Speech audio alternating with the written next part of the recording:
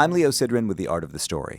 When I reached saxophonist Caroline Davis this week, she was driving on Highway 80, somewhere between Michigan and Iowa, on her way to a gig. In other words, she was in motion. And that feels like the right place to find her, because the music she's making right now lives in motion too, between composition and improvisation, between technology and nature, between past and present. Her new solo project, Fallows, comes to Roulette in Brooklyn on April 7th. It's a performance built from saxophone, electronics, and real-time construction, music she's only just begun performing live on this tour. This tour and the shows that are around this tour, they're all the first time that I'm playing the music from the record. Davis was born in 1981, the same year the U-Cross Foundation in Wyoming was established, where she would later create this music. She notices these kinds of alignments. There's no way that the universe isn't involved with this synchronicity. That sense of connection runs through everything she does. There are her musical influences, artists like Eddie Harris, who expanded the possibilities of the saxophone through electronics. I would have never been able to figure out how to do any of this if it wasn't for Eddie Harris interacting with technology in really interesting ways and amplifying the saxophone in this unique way. There are her teachers like pianist Jerry Allen, who helped her think about music as an experience. She taught me about the concept of events in the music. If there is a way to make an idea more of an event central to the composition so that people can actually pay attention to it. And there are other guiding voices, too, like saxophonist Steve Lacy and pianist Connie Crothers. My sound really comes very deeply from Steve Lacy's on the soprano saxophone.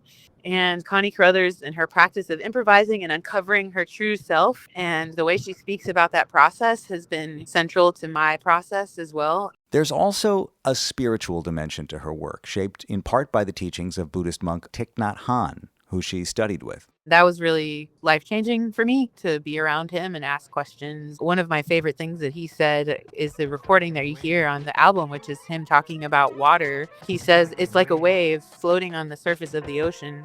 It's like a wave on the surface of the ocean. She may be fearful going up and going down, but once she realizes that she is water, then all of her fears can melt away because she knows that she is water. Water, in particular, became a guiding image. Water as memory, water as survival, water as flow. I feel really connected to the idea of flow, you can't really predict what's going to happen inside of water, and it's powerful. Fallows was created during a residency in rural Wyoming on land shaped by centuries of human and natural history. Caroline found herself imagining the lives that unfolded there long before her.